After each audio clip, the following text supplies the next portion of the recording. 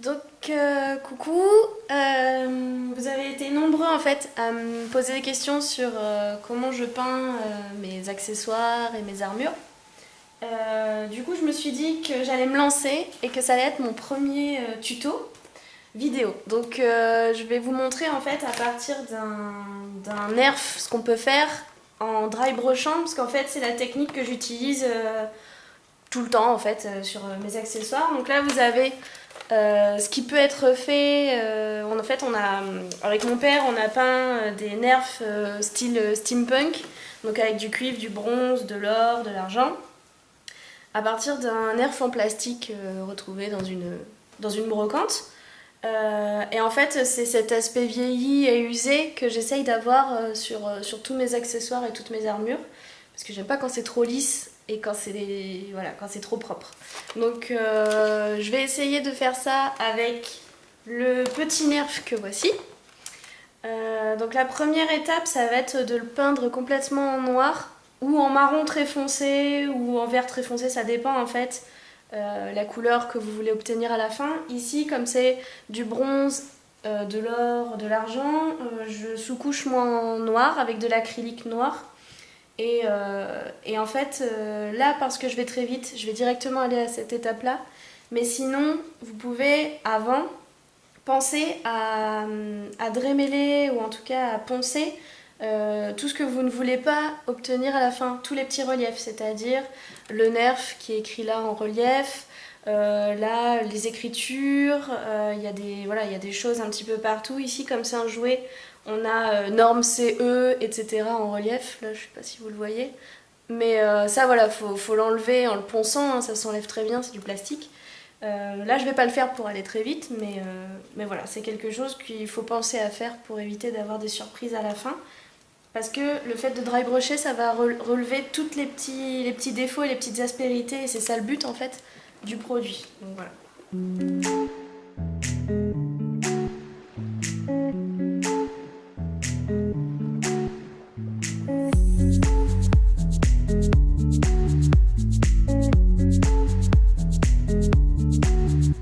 Donc en fait, il faut pas oublier de faire les intérieurs des trous en fait, parce que forcément c'est le genre de choses qu'on oublie et à la fin on se retrouve avec un super pistolet steampunk, mais l'intérieur des trous et des viseurs est orange ou bleu et bon, ça le fait un petit peu moins.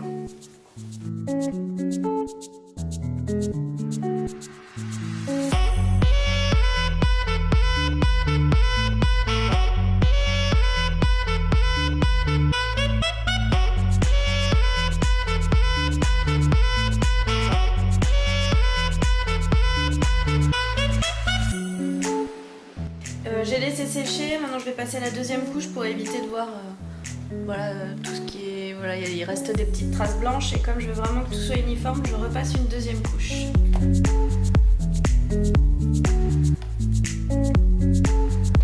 On a eu nos deux couches de peinture noire sur le nerf. Donc ça y est, on va pouvoir attaquer la partie intéressante en fait. Donc j'ai bien laissé la vitre s'allume parce qu'en fait on a un viseur là. Donc sur du papier là parce que je vais aller vite en fait, j'ai mis donc de la peinture argentée, bronze et doré parce que pour moi c'est voilà, c'est les couleurs du steampunk, donc je vais jouer avec ça. J'ai peint tout le noir avec un pinceau on va dire normal. Maintenant pour dry brusher, on va vraiment utiliser une brosse, des pinceaux brosse avec... bon, chacun sa technique, hein, mais moi j'aime bien quand c'est vraiment à poil dur. Donc après, suivant la surface que j'ai à faire, voilà, on prend la taille qui convient de pinceau. Je sais qu'il y en a aussi qui aiment bien ce genre de pinceau-là. Quand vraiment vous avez des énormes boucliers ou des grandes surfaces, il y en a qui préfèrent ça. Moi c'est pas mon truc, mais bon voilà, je préférais le dire, il y en a qui préfèrent. Le but du jeu, c'est de prendre la brosse, je vais prendre celle-là, tiens.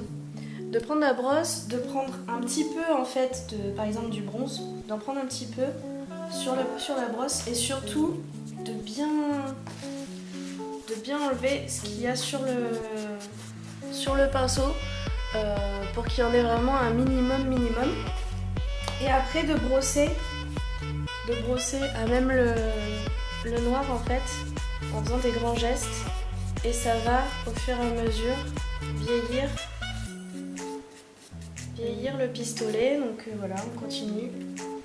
Il faut vraiment qu'il y en ait le minimum sur la brosse, sinon ça va tout recouvrir. Donc là, c'est ce que je vous disais, j'ai pas meulé et donc ça montre toutes les aspérités qu'il y a dedans, dont les petits symboles qu'on voudra pas si vraiment on utilise le jouet pour du cosplay. Ça permet de révéler tous les symboles qu'on a mis. Et si vous avez plein de détails sur vos accessoires, en fait, ça permet de bien les mettre en valeur. Moi, vraiment, j'adore ça. Donc voilà, on va continuer comme ça et puis on verra jusqu'où ça nous mène. Alors pour la petite private joke que je voulais absolument placer, ils se reconnaîtront. Ça c'est ma technique. Et puis il y en a qui préfèrent faire comme ça. Alors là, il faut bien étaler, c'est comme ça que ça se passe. Et après c'est beaucoup mieux. Voilà.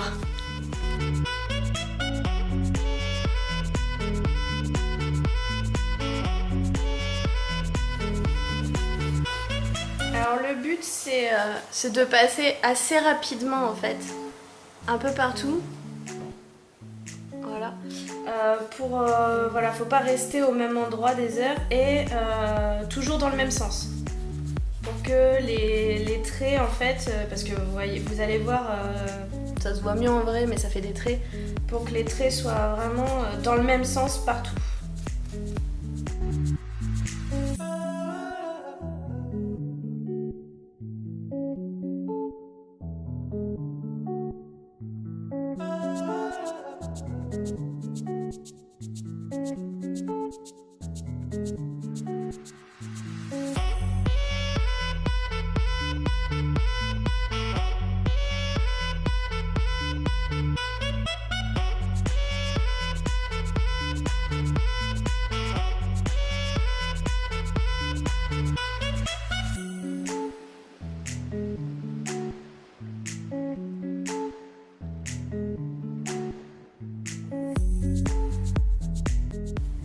Donc là en fait vraiment sur les bords, quand on a vraiment besoin de faire des petites zones, voilà, faut pas hésiter à bien brosser sur les côtés, comme ça permet en fait de faire par exemple là, vous voyez là le noir qui reste ici, c'est parce qu'en fait j'ai brossé comme ça, sans rentrer à l'intérieur de la rainure, mais ça fait vraiment l'aspect usé avec voilà, les ombres dans les creux et les lumières dans les reliefs, comme dirait mon ami Okamiyama Cosplay Art.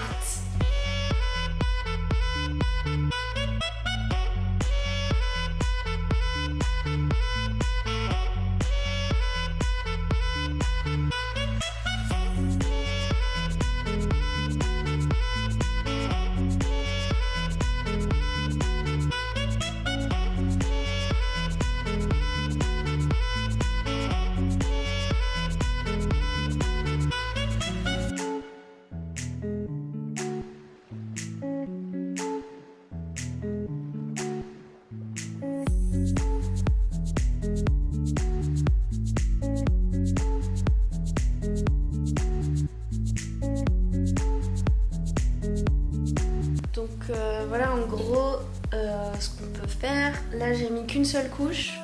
Bon de toute façon comme on met très peu de peinture au final c'est tout de suite sec. C'était vraiment juste pour vous montrer en fait le principe. Après avec cette technique on met vraiment ce qu'on veut. On peut laisser comme ça si vraiment on le veut assez foncé. Ou alors on peut en rajouter pour que ça brille vraiment. Par exemple là il y a quand même beaucoup plus de couches et on voit en fait, on voit bien les différences des couleurs, etc. Et du coup, j'ai utilisé ça aussi pour faire les écailles de Bowser, sauf que là, au lieu de brosser, je tapotais en fait avec le pinceau au milieu. Je laissais sécher et au milieu, je retapotais avec du vert plus foncé et au fur et à mesure, Comme ça fait un espèce de dégradé. Et c'est vraiment en tapotant et pas en brossant. Pareil pour là par exemple, pour le bord, donc au milieu c'est de l'argenté, sur le côté c'est de l'argenté aussi. Bon, j'ai mis qu'une couche donc on voit pas beaucoup, mais j'ai mis du bronze juste sur le bord, en brossant en fait sur le bord, en remontant vers l'intérieur, avec du bronze. Et comme ça remet un petit peu en relief en fait, et j'aime bien faire ça. Ça permet vraiment de révéler tous les détails quand on a mis une superposition de mousse ou autre, de vraiment montrer l'épaisseur des choses. Et ce qu'on peut faire aussi, ce que j'ai fait par exemple sur sur Solar, etc., c'est que dans les creux, bon là ça se voit pas forcément, mais peut-être vraiment à l'intérieur, là où c'est vraiment foncé, avec un pinceau très fin en fait, on peut venir brosser directement au noir pour vraiment rajouter du contraste en fait. Et éclaircir sur le dessus et vraiment à l'intérieur, venir brosser au noir. Donc je sais pas si ça a été très clair, je sais pas si vous avez d'autres questions auxquelles je peux répondre. Faut pas hésiter. J'espère que ce tuto vous aura été à peu près... vous aura aidé. Allez, salut, à plus tard!